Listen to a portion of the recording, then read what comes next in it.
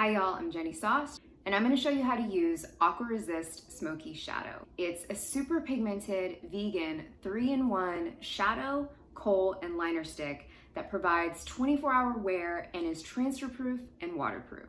First, I'm going to apply it directly on my eyelid, smudging it out with a brush. I'm using Artisan brush number 226. The formula has a few seconds of playtime before it sets in place, and it stays on until you take it off. Now I'll show you how to apply it like a kohl stick.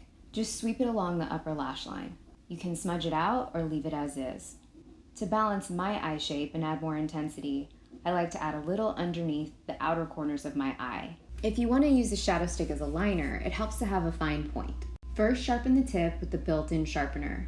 Then draw small strokes along the lash line, just following the natural shape of the lid. For my eye shape, I like to create a thicker line on the outer corner of the eye and a thinner line in the inner corner, blending with an angle brush. Easy shadow, kohl, and liner stick, all in one.